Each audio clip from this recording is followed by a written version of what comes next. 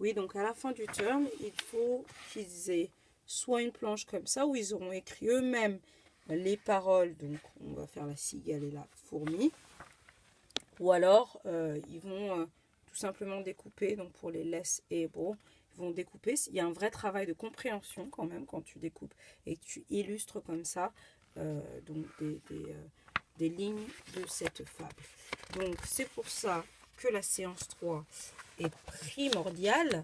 C'est la séance où on leur introduit la cigale et la fourmi. Donc je donnerai une vidéo, rappelez-moi si j'oublie, une vidéo de comment introduire la cigale et comment introduire une fable et vraiment la rendre vivante.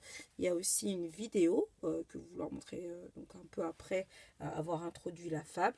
Le but de cette séance, c'est qu'ils comprennent la fable de la cigale et la fourmi.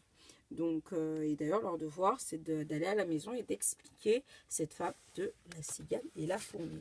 On va essayer aussi de leur faire mémoriser la fable.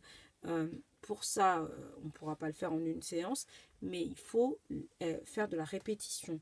Donc, en début et en fin de chaque séance, Samia et Amel, il faut bien nous rappeler de jouer, de mettre ça dès qu'ils arrivent, pendant qu'ils mangent, on met ça en boucle. La cigale et la fourmi, quand ils partent, pareil, on met ça en boucle, de manière à ce que ça rentre, quoi. Donc voilà, début de la séance 3, le but c'est de comprendre la fable. Ensuite, on va commencer un petit peu à illustrer. Donc on va prendre que dit la cigale, que dit la fourmi, et puis certains vont l'écrire. Puis d'autres, peut-être que Samia et Amel, vous pouvez, pour ceux qui ont un petit peu plus de mal avec le français, vous pouvez leur écrire dans des petites étiquettes comme ça. Puis ils peuvent décider de coller, ils vont coller les étiquettes. Donc c'est peut-être quelque chose qu'il faut préparer à l'avance. Et voilà, donc du coup, ils seront capables voilà, d'illustrer ce que dit la cigale et ce que dit la fourmi. Ensuite, on commence directement à faire les planches. Donc, comme je l'ai expliqué, ça peut être ils font les dessins et puis ensuite ils collent. C'est pour ça qu'il y a autant de place en fait. Leurs dessins vont prendre un petit peu de place. On peut le prendre en format portrait ou en format paysage. Ils peuvent le prendre comme ça pour faire leur planche. Parce que voilà, c'est décidé à place. Voilà, on dessine et puis on écrit.